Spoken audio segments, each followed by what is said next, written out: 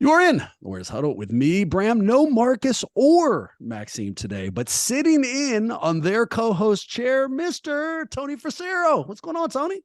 How you doing, Bram? Thanks for having me. Of course. And rejoining me after far too long, finally back on the clock after what looked to be a very productive offseason, the Golden State beat writer for the San Francisco Chronicle, a man who attends every single Warriors press conference, practice, shoot around, and game, a soothsayer who was able to predict game-ending turnovers by Jordan Poole with frightening fucking accuracy, and the man I know will always have a take on any movie I care to text him on, Mr. CJ Holmes. What's going on, CJ?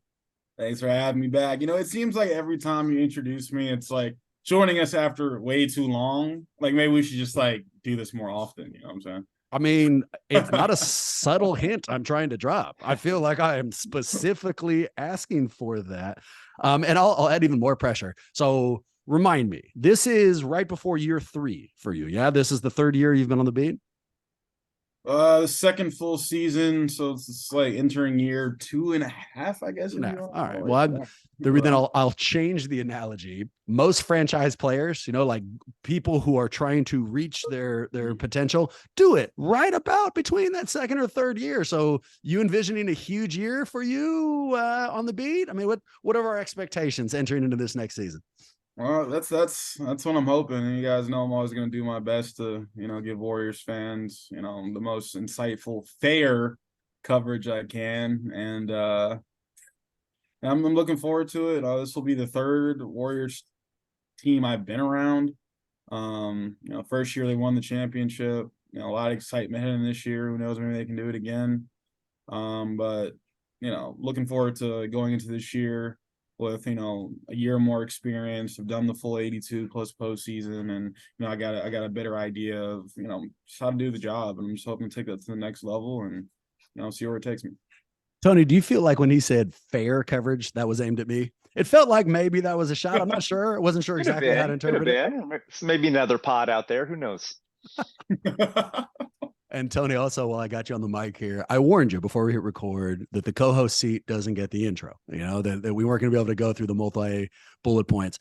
While you were sitting through CJ's, did my warning help at all? Were you a little bitter that we didn't go through one for you? I mean, what's your neurotic level? Well, much like CJ, what's the first thing I said to you? It's like, hey, it's been way too long. And it's been so long that I had to update my fucking Zoom. So yeah, it hurt. It stung a lot. Thank you. Good. That's what I was hoping for. And if it makes you feel any better, CJ had to update his Zoom as well. So clearly it's been way too long for both of you, gentlemen. So long, in fact. So we have one segment planned for today. It's a brand new one. Brand new one for you guys, old one for the audience. And luckily enough, it's hell of easy, right? So we call it Nope. Yep. I'm going to give you a question. You give me a straightforward nope. Yep. To respond to it, and then we'll dig in a little bit and figure out the answer. CJ?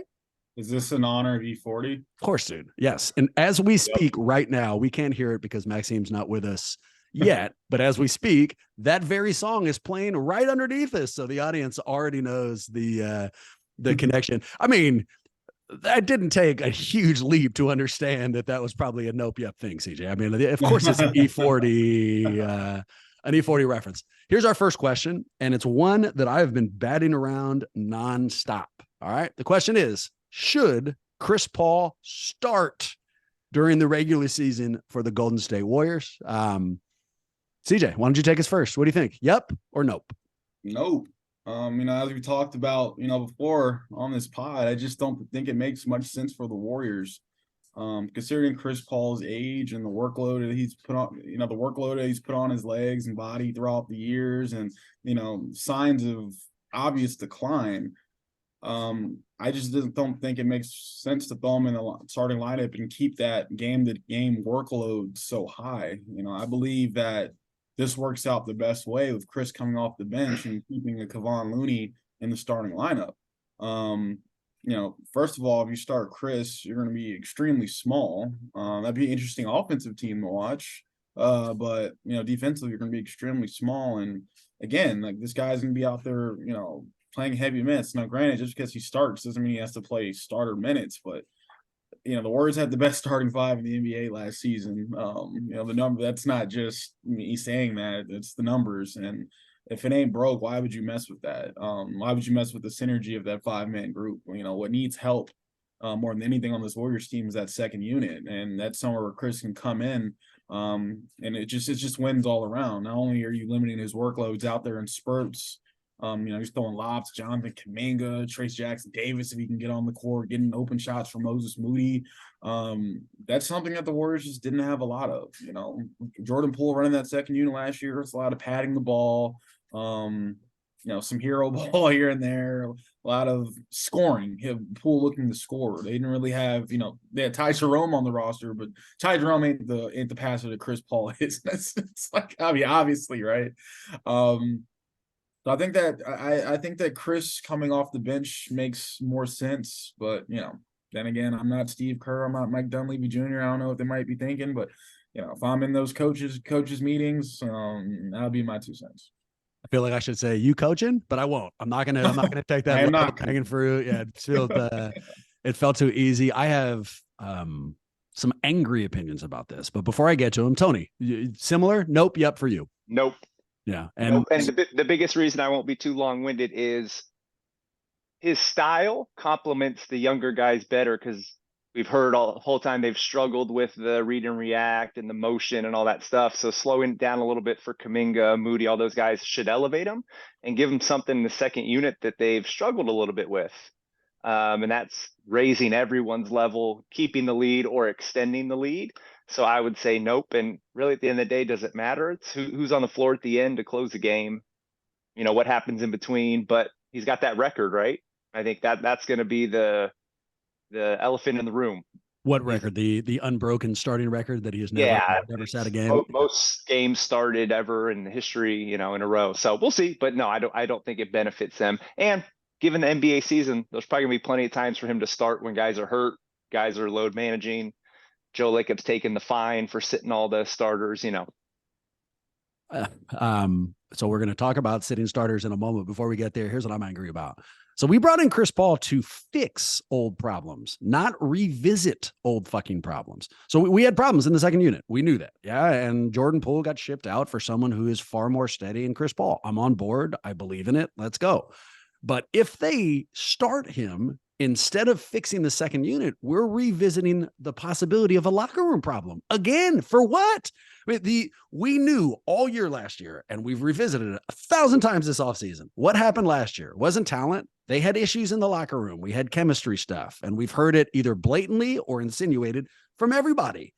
If this season starts by having to sit somebody, they sit Clay or somebody like that, there's no way that's not going to have some impact in the locker room.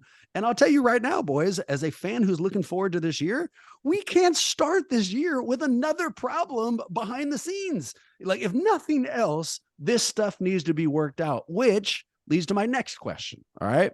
The question is, do you gentlemen think they discussed what Chris Paul's role was going to be with Chris Paul before they made the trade? Because I'll go first on this one. It feels like, nope. I would have loved, in a perfect world, before any of this was announced, Mike Dunleavy has a call with Chris Paul, says, this is what we're picturing. This is what we want, and this is how we think that you can help us. And he either says yes or no. They have that you coaching criticism off the public sphere. And the fact that he came in here and all of this is now an issue and it hasn't already been settled makes me feel like there wasn't a discussion beforehand. But what's your guys' guess? Is this just the public spinning their wheels because it's off season, and they got to talk about it, and secretly the team knows what's going to happen and they just haven't gone public? Or is there some real, ambiguity out there? Do they not know? Was this role not discussed? Either of you, what do you think? Nope. I don't think so. Everything around the trade deadline moves too fast. And if you ask Chris Paul, you might get the answer of, no, I don't want to do that, as opposed to getting him here and saying, okay, now you have to do it. So I don't think they had that deep of a conversation, if any conversation at all. But CJ probably knows better than I do. I would just say that there's probably maybe some type of conversation, because, again, like, that trade doesn't happen unless everyone in the organization is on the same page. That trade doesn't happen unless Mike Levy Jr. has those conversations with Steph and Clay and Draymond and different like guys on the team, like the head figures on this team. Maybe like the exact minutia of the role wasn't fleshed out. I mean, I'm sure there are things that aren't fleshed out, but I think that, and then again, a player of Chris Paul's caliber, I mean, I would imagine that he has some power over this trade too. If he straight up told the Warriors, no, I'm not playing, I'm straight up like not doing that. Like he had to have a conversation with Chris before the trade went down. Yeah. And I don't think they make the trade. I think Chris Paul is playing elsewhere and for the 2023-24 season. But I think there was a general understanding before the deal went down, and I still think there's probably more that needs to be fleshed out in training camp on exactly what that's going to look like. But I would imagine there had to be some type of conversation. I sure hope so. And I'll say that the new nature of this role for Mike D, like if I'm Mike Dunleavy and it's a brand new role, and I'm just kind of fitting into what it means to be a GM and I'm taking over for a dynastic GM that preceded me, I would be pretty nervous about swinging for the fences, about making a big ass move like you would getting rid of Jordan Poole, a brand new, recently signed player for Chris Paul. And I'd hope that you do all the due diligence before you fucked around with something like that. And I guess we'll see pretty quick. This isn't a yep or no, but I want your opinion. So assume they have decided it. He is starting. And I know that's not what we said. And, the team will work this out. But they have decided that they have to start Chris Paul for whatever reason. Who would you gentlemen sit from, as CJ put it, the most successful starting five in the league last year? So if it's up to you, who's on the bench? Oh, man. Well, Steph ain't going to the bench. I know that. Okay. Yeah, exactly right. And Wiggins isn't. I mean, we can do it like through elimination, right? Yeah, like, Wiggins means too much. Steph ain't going nowhere. Yeah. You need Wiggins out there to guard the perimeter. Yep. You need Wiggins' defense and versatility. You don't pay Draymond $100 million over the next 4 years to come off the bench. Nope. And you need his defense too. And so I think those three are there. And Kevon Looney offers additional size. Now, granted, you could play smaller. You could move Dre to the 5, Andrew to the 4, Clay to the 3, Steph to the 2, Chris to the 1. And I know some people love off-ball stuff out here. So I mean, that's just one thing. When you think about Chris Paul starting and Chris Paul like integrating to his offense, I just think of like Chris Paul pounding at the top of the key and Steph and Clay just like running the baselines, coming off pin downs, like getting open shots. Like that's what I envisioned. But God, it would have to be Kevon or Clay. But if you bench Clay, I don't know how that goes over with him, like psychologically. The locker room, exactly right. It's a selfish choice, CJ. We either give up all of our size, just all of our size, or we create the locker room problem that I don't want, And so that's Sophie's choice. If it's up to you, who do you sit, and what do you do there? I think it has to be Wiggins. But he's the fucking key to the season next year. I do think that Tony's point though, Wiggins would take it the best though. Oh, he wouldn't care. I feel like he'd be fine. He'd go out to dinner and be like, neither would Kevon. Kevon wouldn't care either. He does what's asked of him, right? But here's the thing: if Looney is not on the floor, their biggest issue is not defense; it's rebounding, right? Defensive rim. So you almost have to put Wiggins. If you have to pick one, Clay's not going to go to the bench, right? He wouldn't go to the bench for Jordan Poole. Why would he go for Chris Paul? And then Wiggins could come into that second unit and give you maybe that fire, that rebounding, that defense that they lack. And that's the conundrum they're in, is who do you piss off or not piss off, and how do you juggle it? I think where we end there, because I think Wiggins is the second most important piece to this team, the most important piece to this team, not named Steph Curry. And so the way that we have broken this down, the only person who can sit in this analysis is Chris Paul. What are we doing? What are we doing? Why are we breaking our back to figure out, mental gymnastics of like, how does the locker room not hate each other while still being able to play? We already have that. It's Chris Paul off the bench. CJ, this is a guess, right? I know that you haven't had a chance to sit down, although we don't know yet. But do you think there's real legs to this? So this story feels like an aggregation. I know that Marcus Spears, I think, was the first or Mark Spears was the first person to report it. And then it started appearing in other sites who seemingly just aggregated Spears. Spears says on a podcast, I think there's legs to Chris Paul starting. And then a bunch of other smaller outlets start saying there's legs that, this guy might be starting. So just based on the information available to you, CJ, do you think there's real legs to this, or is the most likely scenario Paul coming off the bench? Well, I mean, look, Mark Spears is one of the best in the business. He has a great sources.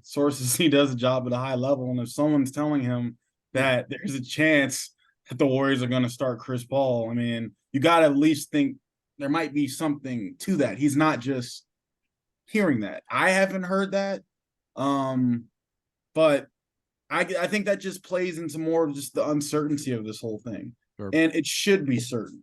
Right? Like when you can take this back to Vegas when Chris talked to the media for the first time.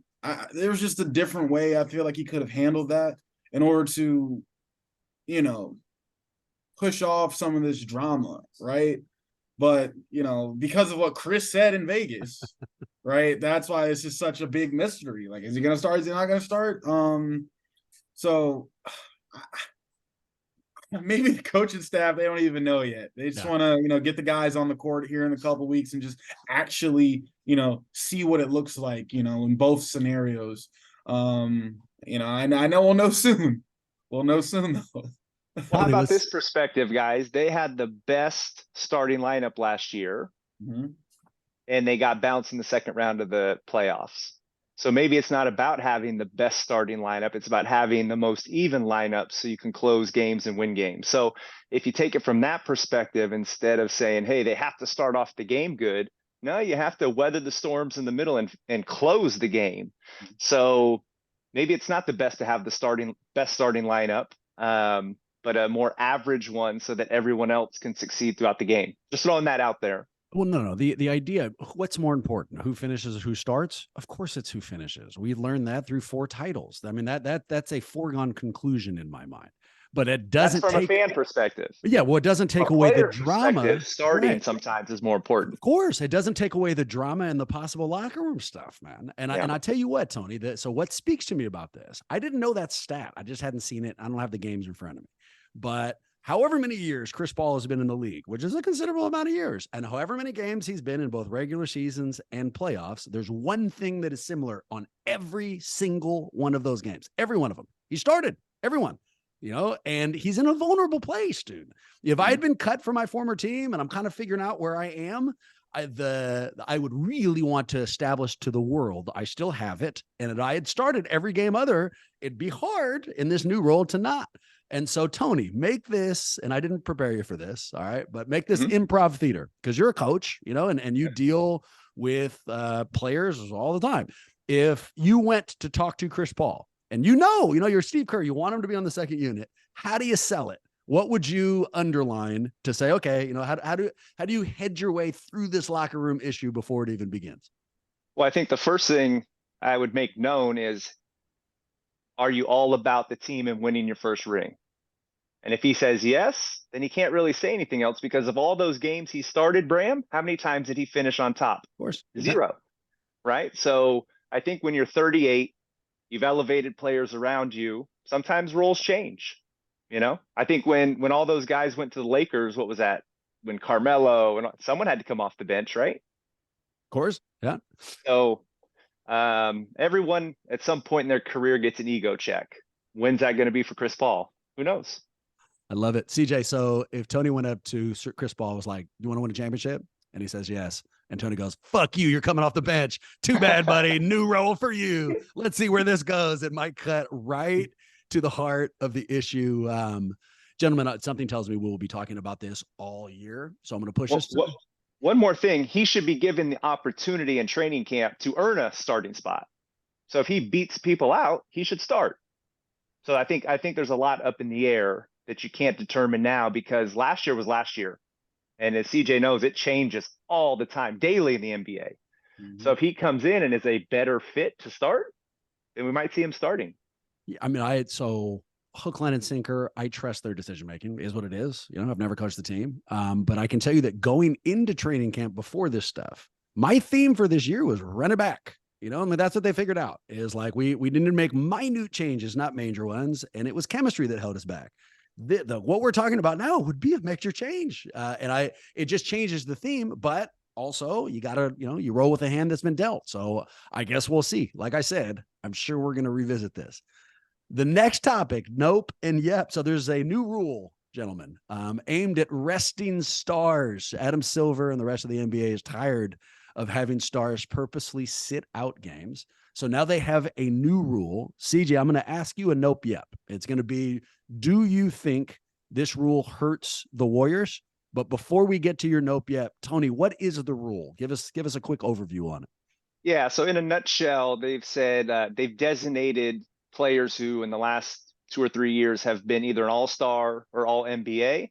And if you have one or more of those players on your team, 2 of them cannot sit out the same time unless they're actively injured and just not playing, if you do sit one of those out, there's a small fine for the first time, gets a little larger the second time. I think the third or fourth one's like $1 million a game. Really trying to promote, hey, if you're on the tail end of a back-to-back in New Orleans, you can't sit all 4 guys because fans came to see somebody play. Paying $300 to watch Brad Wanamaker doesn't really excite too many people. Brad can hit the 3. I'll have you know that right now. Not with the Warriors. I think the way the rule is phrased at that back end is that it's $1 million more than the previous violation. So if they get fined $1 million that one time, then it's $2 million, then it's $3 million. I missed that part. And up it escalates, which is how the NBA is handling it. So CJ, Warriors a little older, and I imagine they wouldn't mind some scheduled rest. What do you think, dude? Does this hurt the Warriors in any way? Yep. I mean, Steph's 35, Clay and Dre are 33. All 3 of them have had pretty significant injuries in the last 3 to 5 years. That's led to them having extended stretches on the inactive list. This is a Warriors team, at least since I have been on the beat, that its success has hinged on the way they manage players throughout the season, and the rest they can find those little pockets of rest to get these guys, so guys aren't overexerted, so guys can stay fresh throughout the length of the 82 game season. That Steve Kerr has been advocating for a 72 game season for forever for this very same reason. But it's going to hurt, especially when you throw into the factor that you're bringing in like a 38-year-old Chris Paul, and starting him. You can't rest multiple guys on the same night, or else you're going to get fined. And for a team that's already like deep shit, like I'm sorry, that's like knees deep in the luxury tax. I mean, what are you apologizing for? It's been too long. It has been too long. I mean, I've been upset you haven't cussed yet. So yeah, there's certain ways they can manage it. If guys are actually hurt, then they can like miss time. I think that's what the rule says. And there are exceptions, I think, I don't have the exact numbers for guys who have played so many minutes in so many career games. But still, all this means is that rest is going to be, very scarce for these guys this year. So, whether it's heavier minutes restrictions for these guys, maybe that's how you do it. Like already he's available, right? Yeah, but we're only going to play him 10 minutes tonight, 5 to 10 minutes tonight. He's available, teams will find a way to finesse it in whatever way they can, but it does hurt. It does hurt not knowing that you can, that you're losing the ability to sit your guys when you see fit. I've got a finessed way to get around it. You boys tell me if it's ridiculous. And so I'll be transparent. I was going to sell this as mine. It's not. I stole it from online. In fact, I stole it from Twitter. Warriors World, who we work with all the time, and Sheed, who runs that account, suggested this out there, and I liked it. And so I was going to steal it, but I'll give him credit. What he said was, just tell the boys to go out there and get 3 fouls immediately. In the first 10 seconds, have Steph rack up 3 fouls. And then you got to sit him. It is what it is. And then maybe you put him in to foul out, in the second half or something. You creatively give a reason for why he's not out there. So 2 questions on that. One, Could they pull that off? And two, and maybe more importantly, and I want you to use your role as a player, because both of you boys played, pretty successfully for a very long time. Could they do that? Like, could you pretend to foul somebody without it being very obvious, without it, like with the NBA, without the NBA knowing exactly what you were trying to do and then finding you anyways? It's similar to flopping to me if you're gonna do that way. Like it's like you're not slick. Like everyone in the arena knows what's going on. Like we just saw, like everyone in the arena knows that Steph's on the second game of a back-to-back and played 40 minutes the other night, and now he just has 3 fouls in the 5 What if minutes. what if he was really upset? He screams at the ref and he's like, "No, of course not." Maybe like one time you can get away with it, but like if it happens like again, it's gonna be like very obvious what's going on. Tony, what do you think? Well, I think that answer is twofold. One, guys wouldn't want to do that because it affects their stats, right? So if you go in the game and don't score, all of a sudden your scoring average goes down. And two, and CJ, I need your help with this. Mhm. I don't think as a player, they want load management. These guys want to play. The load management is coming from Rick Celebrini and the data. But if you said to Klay Thompson, hey, you're playing this back-to-back, he's all in. Correct me if I'm wrong. The players aren't asking to sit out. Yeah, back in January, where we were, I think we're in Minnesota or something. Pissed, right? Yeah, Steph told the media, like, look, I just want to get one thing straight. Like the decision to rest, like it's not us. Like it rarely falls on the players. It's the coaching staff, the training staff, and it's there's a lot of numbers. He said there's a lot of numbers that go into it. Mm-hmm. A lot of like you said, but and even Klay, consistently like voiced his like frustration with not being able to play in back-to-backs early last season. He thought he was ready. Training staff did not. So yeah, to your point, like it's rarely the player's decision, to rest. So you were a player. What if the coach came and said, "Hey, you're not playing tonight"? It's like, well, that's what I do for a living, right? That's what I'm here to play. I like to compete. So I think the solution will be players might get less minutes, and the head coaches and the staff are going to have to figure out a way to drop 4 or 5 minutes a game on certain games where they need to be load managed or something like that. But unless you get kicked out in warmups, that'd be a good way to do it. You could just start throwing shit at fans. I'll have you boys know that I would sit if I was a player and they came to me. Like I'd be okay with sitting on back-to-backs occasionally. And I feel like so you're right. Klay Thompson's not sitting a game unless forced to. And I don't know if that's true for everybody. I bet you Draymond would understand it, not from like a competitive standpoint. Of course, he wants to play, but I think if you came to him and explained like we're saving you, I think Draymond would be like me. I think he'd be okay with sitting out the occasional back-to-back. I think Wiggins, especially if they're playing a lower level team. Yeah, Draymond, sure. I think he'd get it, and Steph, I think most of the time Steph wants to play, but I bet you he wouldn't mind sitting the occasional, second half of a back-to-back just to preserve the title run, for what it's for, not because he doesn't want to play NBA basketball. Hey, one more thing to that. Of course. So the rules say that players have to be available, but the NBA can't mandate like who plays. That's the coach's decision. Like, so they can be available. Like, yes, Steph Curry is available tonight. He is on the bench. He is dressed. But Steph Curry ain't playing tonight. You know what I'm saying? You just get the DNP, right? Yeah, like the NBA can't enforce that on a team-to-team thing. Like, that's the coach's decision decides who plays and how many minutes. The NBA can't do anything about that. CJ, I love that you said, all right, it's not believable if Steph goes out there and gets 3 fouls early on. Everyone will be see right through that. But it would be believable for Steve Kerr to be like, who we didn't need tonight? Steph. It's like, nah, coach's decision, dude. Like we just didn't need any of his skill set. It was what it was. He off the bus and he just didn't have it. Wasn't there. And it's kind of weak defensively. We didn't want to give up a lot on that position. So it is what it is. Also, we didn't need anything from Wiggins or Draymond too. It's weird. We sat all of them tonight, but in fact, they were all out last night partying, and this is the punishment. That's right. Team, and they almost got thrown out during warmups. I don't know if you guys saw that, but they were trying that too, which is why we couldn't play them. Here's a nope. Yep, I've been waiting to ask you specific, CJ. This news came out in a bunch of different ways. It resurfaced recently. I'm going to play you a quick quote, if my technology allows, from Giannis Antetokounmpo. My question to you is: do the Warriors have a shot at Giannis at some point in the future? I'm going to ask for a nope, yep. But before, let's hear Giannis. As long as we play and we approach the game every single day the right way and we all sacrifice for a common goal, I can see myself being in Milwaukee Bucks for the rest of my career. But the moment I feel like people are not committed as I am to get that golden thing in the back, I am not.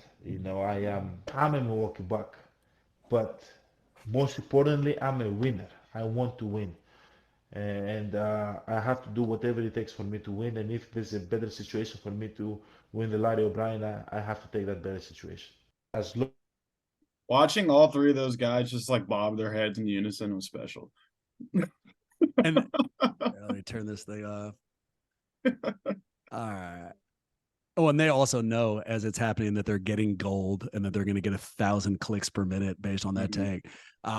But CJ, he's a winner. He's a Buck, but he's also a winner, and he's looking for a scenario that will, give him a path towards the Larry O'Brien Trophy. Do we got a shot, man? What do you think? Nope or yep?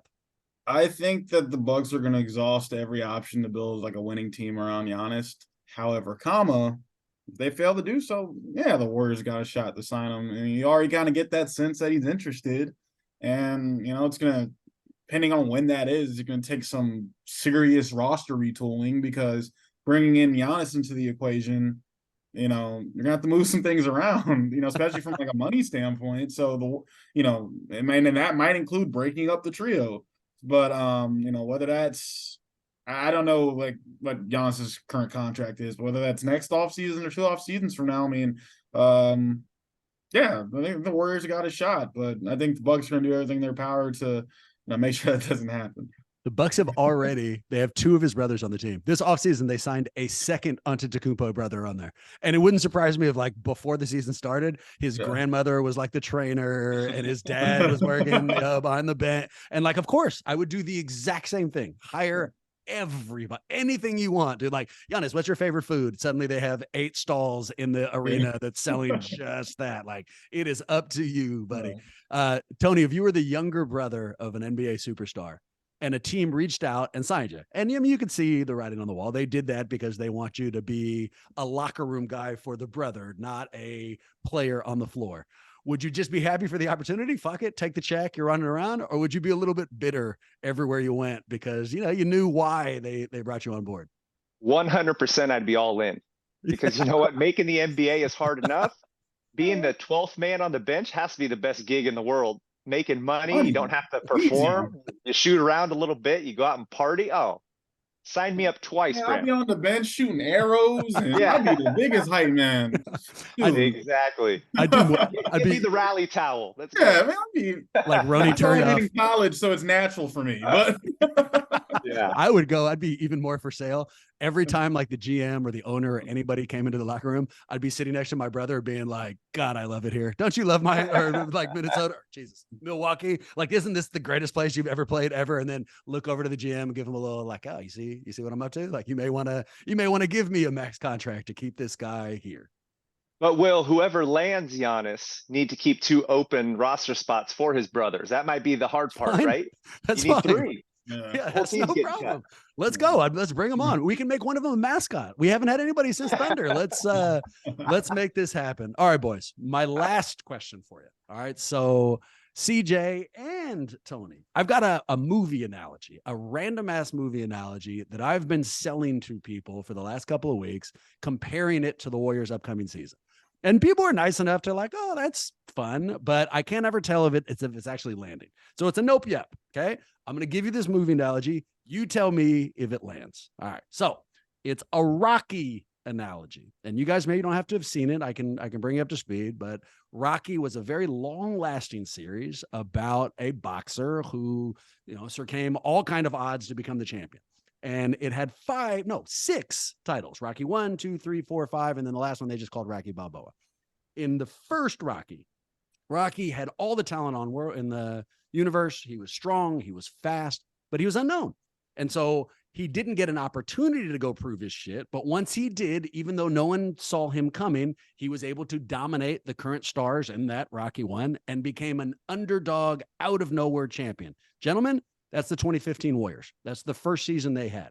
They were as talented and as good and as loaded as anybody in the field, but no one had seen them do it, so they didn't expect it. It was an underdog journey.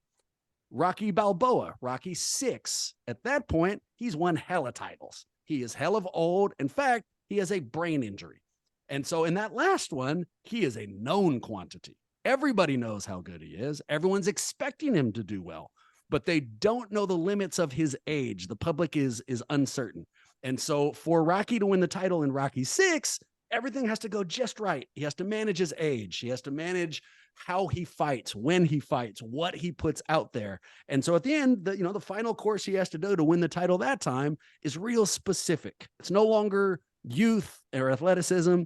It's knowledge, and he's overcoming expectations. That, gentlemen, is this year's Warriors team. All right. So there's my analogy.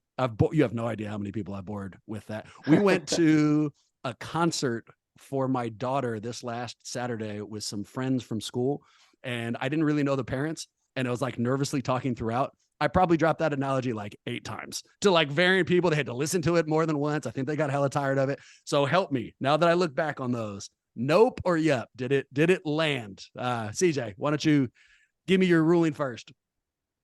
Yep. It's like on the nose almost. Let's go. I've only seen like 2 of the Rocky movies, but I was worried. I see what you're doing there. Yeah. See, there you go. I'll take it. Let's go. Tony, I trust you've seen more than 2. What do you think, man? Am I on the money here? Did Rocky win in the last one? Oh yeah, he did. But it was brutal. It was real hard to watch. So I would say yep, with a caveat that Rocky should have ended at Rocky 4 when he beat Ivan Drago, right? That was the pinnacle of Rocky. Incredible movie. And then he gets through a couple more movies and wins, but really the franchise was rebirthed with Creed. So they had to bring in some new blood. So maybe we're kind of in the last stages of knocking some people out, but like Giannis, or we need to bring in some young blood to keep the franchise going. But the analogy is pretty spot on. We're going to need heart, and lots of stuff needs to go the right way this year for us to win. CJ, you know me well enough. I hated that Tony added to my analogy there. I wanted him just to go, yep. I mean, and I hated that it actually landed, that he's right with the Creed thing and that it kind of like improved it. And I hated how aggressively you nodded at his Creed thing. I mean, I didn't get any nods like that from you fucking during my Rocky shit. And so you can use that at the next concert with the random. I might use it with fucking CJ the next time we have it on, just because I know how much it goddamn lands. I also, another unnecessary admission, I refused to watch Creed forever because I thought Rocky died in the first one, and like I didn't want to like watch him die, and so I wouldn't hop in. And then someone let me know that he didn't. Spoiler alert! And like now I really like those movies. I'm all the way on board. In fact, I'll prepare a Creed analogy for the next one. You guys can. He made it to the third Creed. I believe he did. Although to be fair, I don't think I've seen the third one, so I'm not sure. And if there's a possibility he hasn't, I guess I'll never see it. I think he died in the second Creed. Spoiler alert. Yeah. Oh, well, I mean, I guess you saved me. Now I know I'll just stop right there at Creed 1. I handled that movie perfectly. Gentlemen, appreciate you. I really enjoyed this. I know I'm not alone. CJ, let's go to you first, man. People who need way more CJ Holmes in their life, where can they enjoy this up and coming third season? You guys can find me on Twitter, Instagram, and I guess whatever that thing that like Threads at CJ. That's still a thing? Yeah, that Threads thing, I guess. And we appreciate retweets in this household, not likes. Thank you. I periodically pat myself on the back by not only retweeting something from CJ, but the second I do, I text him a picture of it. And I mean, like literally, it's like, hey, look at this, look what I've done. And like hope that he's like, hey, good job. And so I'm not against the immediate attaboy. Tony, where can we find your work? Yeah, I'm also on Twitter at TFRACS or at TTA Hoops. Yeah, I'm on there probably way too much than I need to be. I can associate with that. Unfortunately enough, I won't pimp out our stuff. You guys know where to find us. With that in mind, go Warriors. And if you need a phenomenal Rocky analogy, you know where to find me.